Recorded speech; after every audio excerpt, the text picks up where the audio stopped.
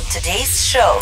Sort of crazy to think, though, that you, 24-year-old, I remember just recently in my Facebook feed, I saw a picture popped up of you ringing the bell on the NYSE, right? Like we did both, actually. The stock exchange and NASDAQ, right? Like, it's sort of fucking bonkers, and excuse my language, but like, you have to think back on that and as a little bit like surreal.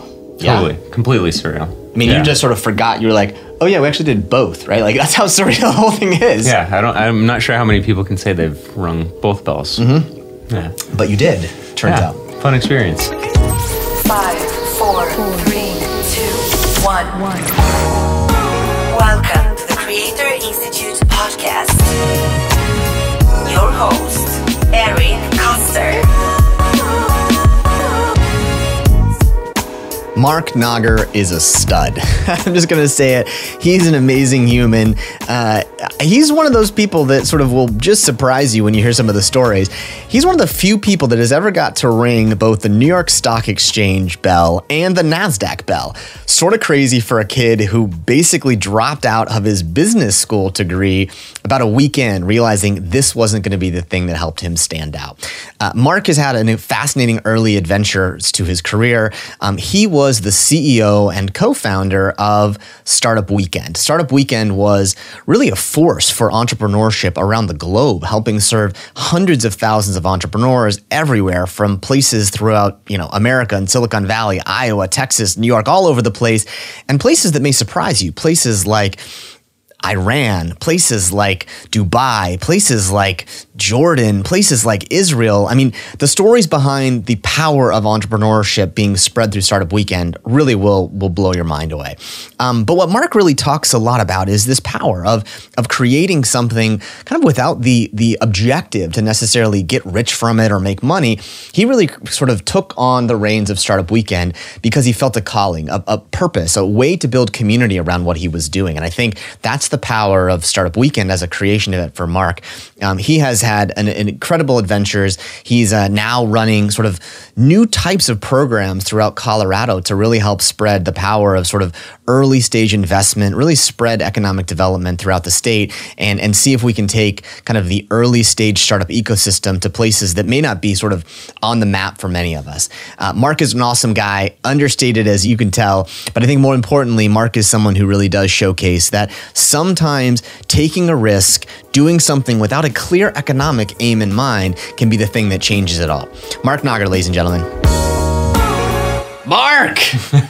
Eric. I'm so glad you're here. I'm so glad that you decided of all places to jump on a plane and come hang out with us in Washington, D.C. Just for you, really. Just for me, really. Yeah. It's a total lie, but I appreciate it. Of all the places. How many miles was the most you ever booked on a Startup Weekend year? Do you remember? Airline miles? I didn't even count. There had to be a lot. Well, once you hit the platinum status, not even trying, just booking the cheapest flights possible. Yeah, that's right. This is like you were so scrappy that you were not trying to save miles. It was just trying to keep the boat afloat. When I was the 24-year-old, getting upgraded in the first class, and everybody was looking around saying, "What the hell is this joker doing here?" Felt like you'd made it at that point. Like, why is this guy wearing like Tevas and shorts? And it was quite. I mean.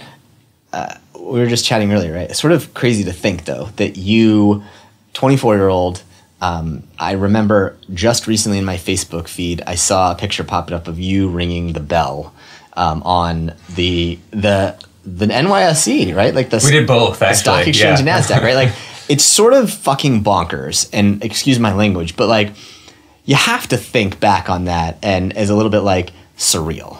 Totally, completely surreal. I mean, you just sort of forgot. You were like, oh yeah, we actually did both, right? Like, that's how surreal the whole thing is. Yeah, I'm not sure how many people can say they've rung both bells. Mm-hmm. Yeah, but you did. Turns out. Fun experience. I'm gonna make sure that I have this one going. I can't. Sometimes I forget about to turn it on. Nope. You know what? I didn't turn this one on, so it's a good thing I did. Yeah. No, I don't know how many people can say they rung both bells, but you are one of those very people who gets to say you rang them both. Yeah. Yeah. Crazy to think. How do you that experience in a lot of ways was something that probably you were like an entrepreneurship major in college, right? No, you weren't. Not at all. Yeah. Because I remember you gave the speech at graduation for your college. The funny thing is, one of my best moments was being able to give the commencement speech for both undergrad and graduate school. Yeah. And the ironic thing was I had, 5 years previously, something like that, dropped out of my MBA program. Yeah. And so I got to give the commencement speech to the folks who were graduating from the class I would have been in.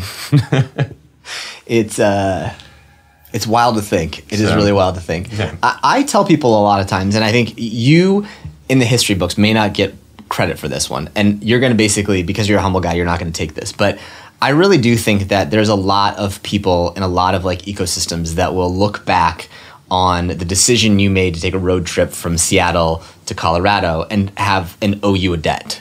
And even me, right? Like, I mean, I think my journey as an entrepreneur formally really happened because of a startup weekend, sort of first getting to like believe, and then second getting to start one company and a second company and the sort of in this network. But I mean, I think realistically, I think you will be able to look back on this period of this sort of 7 to 10 year journey that you were kind of in it. And I think you'll have inspired and helped a lot of people pursue their dreams. Is that sort of weird to hear said out loud? I've had a lot of time to think about this. Yeah. I think it's just really, really something special. I've been fortunate enough to have, right place at the right time. Mm-hmm. So there's a lot of luck, a lot of great people that we surrounded ourselves with that helped us, I think have an outsized present company impact. Excluded, of course. Yes. For better or for worse, I think we had, we played a big role in kind of like startup communities, the startup revolution that's happened in the last decade. Right. Does it look weird now, sort of seeing, some places sort of have figured pieces out, right? Like you see, when you started, Boulder was not really a thing yet, right? It wasn't sort of just becoming a thing. Even some of the stuff that's happening in Europe and Asia, like it's matured in a way that I think surprises everyone. Yeah. To see how communities have become a real community. There's like real life businesses being built on communities about it all. Yeah, and I think that's kind of part of my, as we were discussing earlier, part of my whole origin story too. Mm-hmm. Yeah, it kind of all comes back to that. Yeah, so I got to be there for the origin story in some ways a little bit, but I think what I like about your story a little bit is it kind of out of some failure type stuff, some sort of failures in businesses, you kind of backed your way into a creation opportunity, which I think you probably didn't realize it would become the business that would let you ring the bell in both stock exchanges and commencement address. No clue. But I'd love for you to tell the story a little bit of kind of you and this like starting companies, kind of not knowing, and then the light bulb, hey, we should go to Boulder. So could you just tell that little story for a minute? Yeah. So I think I'm going to take it back a little bit further. So I was sitting in my graduate class. I had lived abroad, lived in Switzerland for a little bit. I'd had a couple jobs. Found myself, had a business degree, found myself basically becoming an engineer. Looked around, joined graduate school, looked around my class and kind of just asked myself one question. I had one mentor who asked me, do you want to be the same place where everybody else is going? Interesting. And I had this like real gut check. And I looked around the room one day and I said, no, second semester of my MBA program. And it was just fascinating to step back and admit that to myself. So within a week, I quit, and then I was looking for other jobs, found a job in Seattle. So that kind of sent me there. And I just realized that I was going to have to pave my own path. Yep. And it was going to be different than other people. I was totally lost, had no clue what I was doing. And you were at this point 22, 23? 22. 22. Yep. Yeah. Ended up you sound like many 22-year-olds who are like, aspirational, had this desire to be something, but sort of didn't quite see a path. And so for you, graduate school was like going to be the solution, and maybe you wised up before too long, before you could get before your deposit couldn't be gotten back, and said like, okay, this ain't going to do it. Yeah, I got out of undergrad and I had this like promise, and it was like, holy shit, what now? Yeah. And somehow I went on like 20 job interviews. I got 2 of them, I think, turned 2 down, and the other ones didn't get in any of them. So it was just a real dose of reality that actually my education was really great and valuable in many regards, but somehow I was set to be on a different path. And so, ended up in Seattle working for a company, great company, incredible learning experience. Again, more doing like technical stuff, engineering, and company went under. Really? Just one day. Yeah. Partner buyout gone wrong. Turns out for 17 years of the 18 years they were in business, one of the partners had been embezzling. Yes. Who doesn't love a little money. Embezzling story now and again? Yeah, It's the first way to start out. You're like, oh, business, embezzlement. Oh, shit. Yeah. So learned a lot about how not to structure business deals and grow a business. So 120 people, I think, kind of one day just out of business. I had a few clients. They were like, great, we'll keep paying you, Mark, keep doing this. A few people who wanted to do the work with me.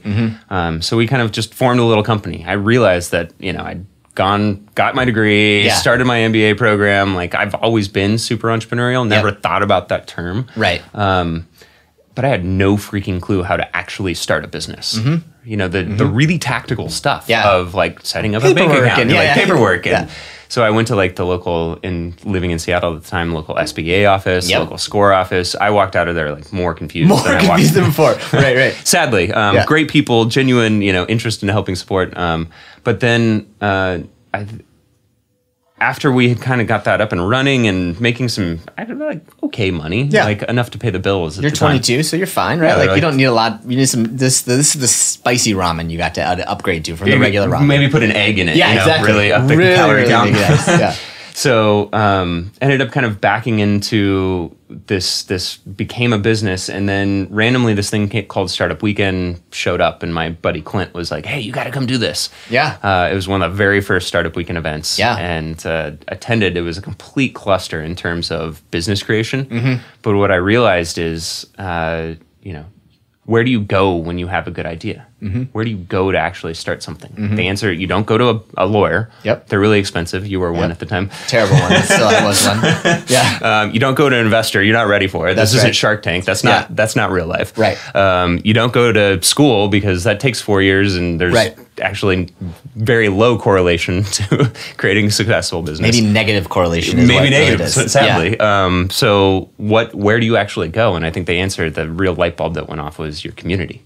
Right. And this event somehow pulled together all of the right people. If, I was walking around asking these questions about this other business I was working on, and they're like, oh, talk to this person. Oh, talk to this person. I'm like, they're all right here. Right. Where have they been, the rest of my life? And everybody else I kind of noticed was in the same period of exploration in their own journeys. And so that event just helped kind of be a culminating force. And then it kind of sent us on a road trip, and we had all the ideas about how to make this event better. And well, so you though before even that, I mean, I think you were even living in a town. I mean, we lived in Seattle at the same time. That was, for all intents and purposes, Amazon, Microsoft had both been there. They were boom. Yeah, they were like, there was a lot going on in that place, and yet still it didn't have this like community that was sort of missing. And there was the start of a few things. I remember, there's startup drinks and there's startup this and there's sort of these things, but there wasn't like a structure yet behind it, which is, I think, kind of the interesting thing is like, forecasting out now almost a decade later, there is a lot more structure. You can go on and find, and some of it is pulled up, but you can go find on Startup Digest, what are the things to see this month? And you can see a lot of those pieces, which I think is kind of an interesting change that's happened just in that last decade. So you sort of at your own, scratching my own itch, like I don't feel like I find people like me. You found there's sort of the SBA for business owners, but for startup founders or that sort of people, not as much. Yeah, absolutely. No, kind of found my tribe. All of a sudden I'd been through this whole experience. I was an outcast somehow. Yep. And then I found a bunch of other people like me and a lot smarter than me. And yeah, I think that was really the start of that journey. Yeah. So then how did it happen? Because I think even the story of the sort of one day, hey, we should go to Boulder thing was kind of it was not as purposeful as anything that you decided to go to Boulder. How did that whole thing happen of your friend Clint, who became your business partner and one of the closest friends that you'd have for the next bit of time, convince you to go on a road trip to Boulder, Colorado? So one of the guys in that company that got shut down, he had to move to the Middle East to actually work with some of the other clients that I was continuing to do work with. He had a green Lexus. So he up and left, and he had a green Lexus, and he put it up for sale. And like after a couple months, he calls me up and says, hey, I sold it to this guy in Denver. Would you mind driving the Lexus down? I'll give you like $1,000. I don't know. He gave me something to drive it down. Yeah. And literally, that evening, I called Clint, and I'm like, hey, do you want to go on a road trip with me? My girlfriend at the time, Ashley, couldn't go, so I was like, might as well get a friend, drag him along with me. And yeah, so on the way down, Clint was like, hey, I remember Andrew from Startup Weekend. Yeah, he's in Boulder. Why don't we look him up and go stop by? Really? So that was how structured it was. It was not, it was Totally. Just go see Andrew. We were delivering a car for just a friend. A green Lexus that changed your whole life. Yeah, yeah. That's amazing. Yeah. Like an olive green, like a weird green. Yeah. Too. Yeah, it was. And Andrew is sort of like perhaps the most amazing community creator I've ever met in my entire life. Like he's sort of responsible for some of the ideas behind some of the best creations. And he had conceptualized Completely. Startup Weekend the first time, which was basically, which was what when you first went to it? Just sort of a... Yeah, 100 people show up on a Friday night and pitch ideas. You crowdsource one idea. And then, by Sunday night, there are about 40 people left kind of arguing over how to split equity. Yeah. And I remember, I think I went to... I don't know if I was at the same one as you, but one of the first two is that... Yeah, that's right. Andrew kind of basically had said, hey, whoever wants to do this, go do it. And so there's him on the screen, basically like he sort of Skyped in and to tell us sort of what to do. Like, all right, guys, here's what you're going to do. And then we would check in with this like sort of face on the screen. And so that was how my introduction to Andrew. And I'm guessing that was a lot of people's introduction to Andrew, is this like guy who's like sort of the almost accidental sort of Sherpa of this thing that's happening. Because I think it very quickly went from Boulder to like a dozen cities in like a month, very quickly. Like, you got to hear this about this thing. And I think Seattle was one of those early cities. Yeah. So you go down to Boulder and you're getting there, don't know Andrew, basically just say you're going to reach out to him cold. How does that whole thing transpire? There's a Mexican restaurant there, and we met on the rooftop in Boulder and had chips and a margarita. And we told Andrew all of our ideas about how to focus on community. He was already moving towards orienting more on community. Yep. And I think we were really also oriented around education. How do you teach somebody the first steps of building a real company? Right. And he was like, great, like, why don't you test out a couple? And, he was incredible enabler. Yeah. Handed us the keys. And so we flew back to Seattle and we started planning 2 events. Ended up planning one in Seattle and then one down in San Francisco. And I think Andrew never saw this as like a business. I mean, he sort of saw this as a community thing. And you and Clint, at the start, did you see it as a business, or was it more like, hey, we want to try this and maybe it's a business? Or how did you think about it? Because it's like, it's not, it's not particularly glamorous to put on events, right? Like, you're like schlepping pizza and like hustling for, it's a little bit like being a nightclub promoter, right? You're sort of, but with like nerdier people. And so you're schlepping this stuff around. How did you decide to sort of spend some time doing this? Because there's a lot of stuff you could do with your time, but schlep around pizzas. We didn't really see it as a business. We saw it as something that would have been an incredibly fun project, much more exciting than anything else we were working on. So more or less, I abandoned what I was doing before to make no money. I literally went on unemployment. So I could do this Startup Weekend thing. And we put on our first 2 big events. One at Microsoft's campus in Redmond, and then same weekend I was down doing one in San Francisco. And we walked away from those first 2 events, and it was just, with kind of tweaks, our own tweaks and flavor of the whole model. Right. And people were just on cloud 9 and kind of the feedback of, oh my gosh, you've changed my life forever. Yeah. And we just kept hearing those things for the weeks afterwards. Right. Sponsors were interested. And so it wasn't until several weeks after that first set of events that we did where we were like, all right, there's something here that could maybe look like a business. Because I don't even think, because I was your early lawyer, I don't even think there was like an entity by that point. It was just like, this was like pure play. Let's do handshake agreement with Andrew. Exactly.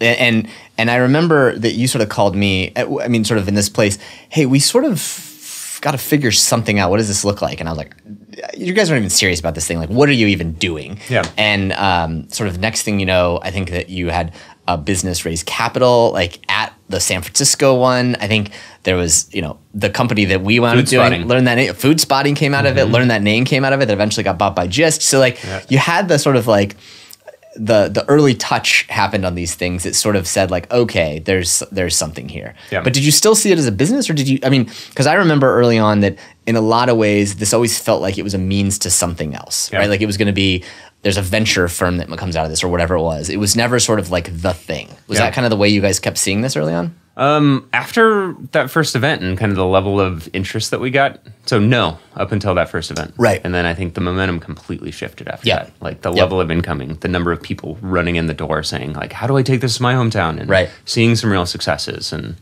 the momentum kind of forced us to step back and ask the question like, all right, what do we do with this thing? So it was funny, Clint and I were literally having a conversation. All right, do we create a competitor?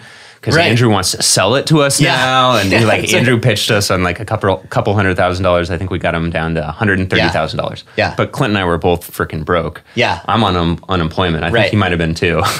Well, I remember too that like it seemed like $130,000 seemed like basically we structured the agreement in a way that like I don't think any of us thought we'd ever be able to even pay it back. It was Yeah. kind of like I was remember questionable. It was totally questionable. It was like, oh, this is cute. If this is what he's going to let us do to build and play, like great. But I remember like as we were talking about it, you're like, I mean, as long as we're not on the hook for it, we're going to do it. But like, I don't think we can necessarily get $130,000 back to him. Yeah. Surprise, surprise. Yeah.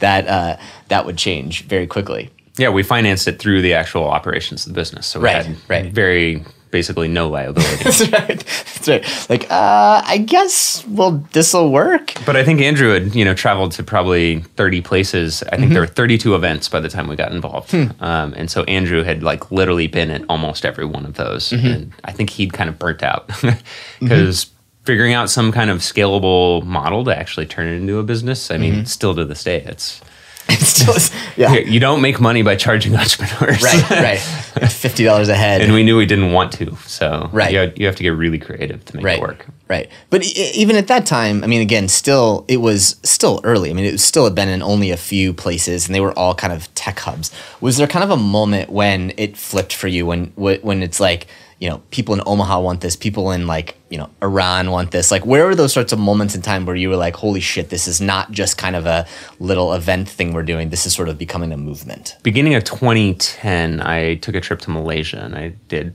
facilitated four startup weekends. And we ended up in this little town called Kelantan at a university.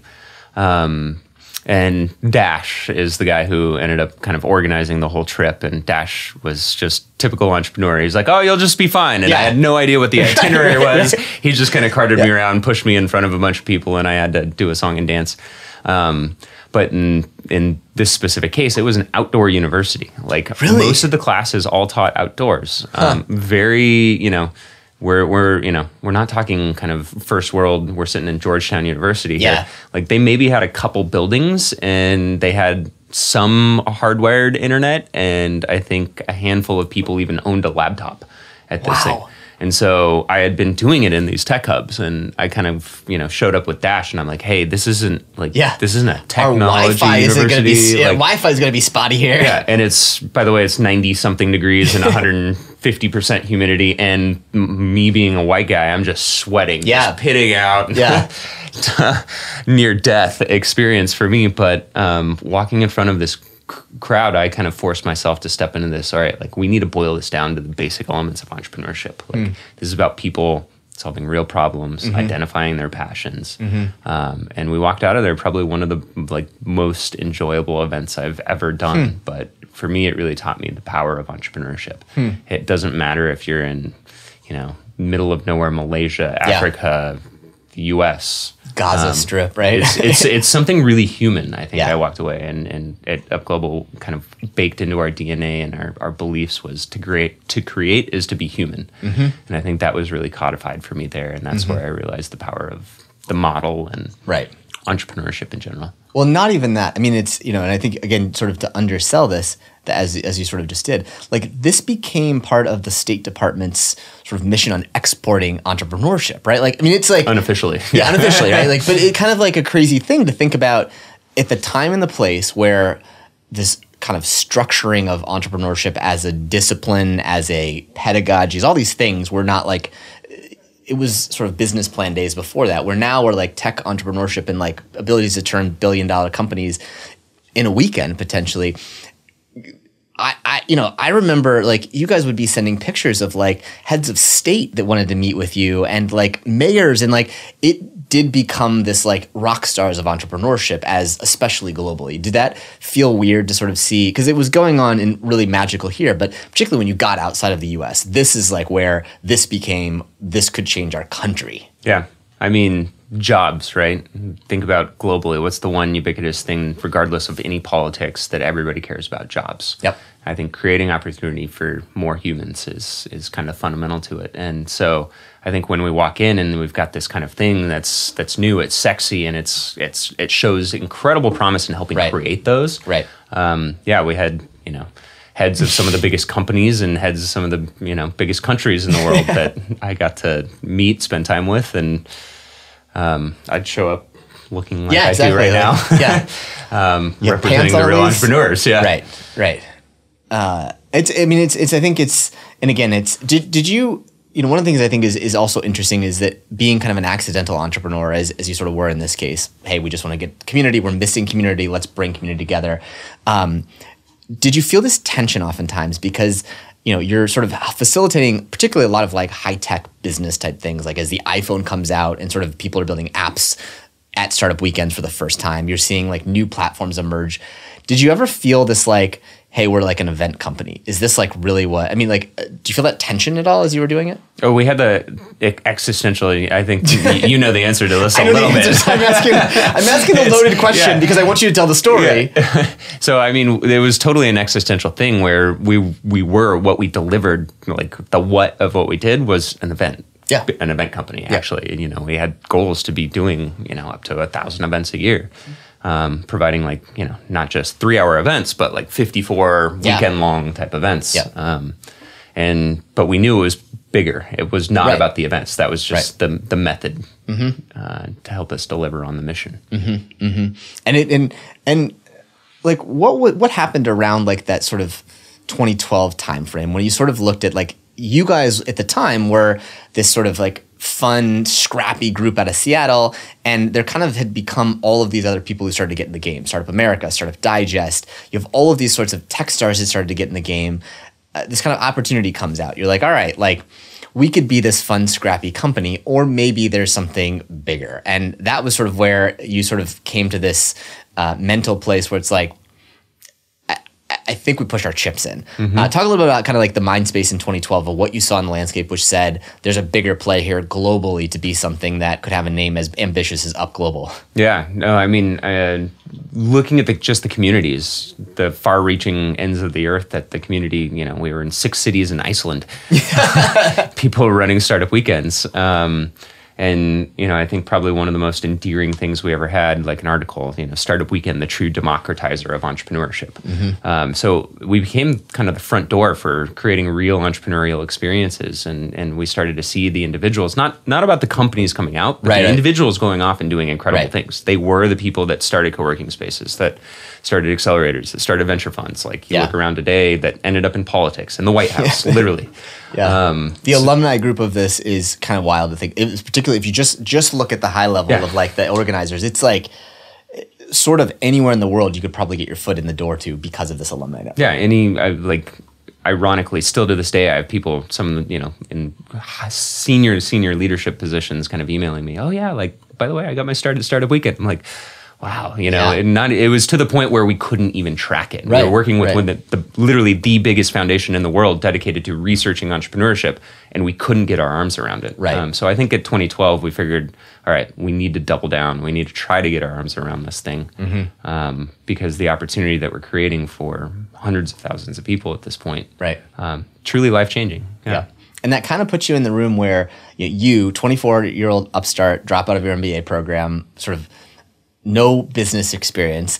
Basically, I think one of the biggest things is you're in a room with one of the sort of founding team member from Priceline and Steve Case, the founder of AOL, to try and say like, let's go after the soul of entrepreneurship with kind of what was at the time Startup America, and saying like, maybe we should join forces.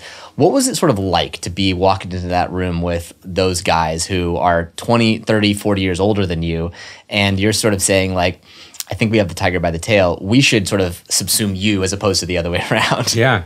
Totally surreal, right? And I think the one genuine lesson in that whole thing is we stayed true. Many points in time we could have kind of sold out, should it be? Because there's a lot of this top-down interest, and we were talking. We could have taken a lot of government money, I think, but there were many points in time where we kind of said, no, we need to stay true to the entrepreneurs, the community leaders that are putting these on, really building this from the grassroots up. And I think we stayed true to that, and because of that, we created something special that you could never do the other way around. And so that put us in a position where we had the community, and the community listened to us. Like 200,000 people going through your programs a year, right? Yeah, like, 11,000 volunteers. And like the size and scope of it. And these people are basically, a lot of times they're like fronting money, paying their own money to put these things on because they just believe so much in the mission of democratizing entrepreneurship. It's like, it's almost bonkers to say out loud if you really think about it, but it was just your normal everyday. Yeah. And it sounds like a little bit like snake oil. Great. Like, okay, entrepreneurship, rah, rah, right? We tried to be really careful about, maintaining that neutrality. And yes, it was wrapped in the sex appeal of starting a company, but, people got excited. And then I think once you show up and you see what is truly possible when you put a room full of strangers and start them all at zero, carte blanche, and force around a little bit of context, put some guardrails up, what's truly possible in just the course of a weekend. A lot of people walk out of there doing more, I accomplished more in a weekend than I did 5 years of my last job, or 4 years of getting a degree, or, a lot of that kind of feedback. And we talk a little bit, and you and I have talked about, again, sort of this concept of creators. And I think that Startup Weekend, in a lot of ways, as much as we didn't quite fully know what it was really empowering creators, because I think there was this sense of like, it's called Startup Weekend, but it really wasn't about starting companies. These are really like weekend projects that people got to actually try stuff. And so I would say, and you can tell me differently, but I'd say probably, maybe 1 in 30 people were really serious about starting a company that they wanted to go on after. Maybe the numbers are different, but it was about inspiring people to create something. What was interesting to you about seeing when you focus on humans and their growth as opposed to companies and that sort of stuff? Because now you're in the business of companies a little bit more versus sort of humans becoming their entrepreneurial potential. Yeah, it's kind of just backing into the realization that all entrepreneurs go through, several different cycles. There were some stats out there. The average entrepreneur fails 7 times before they have a success, right?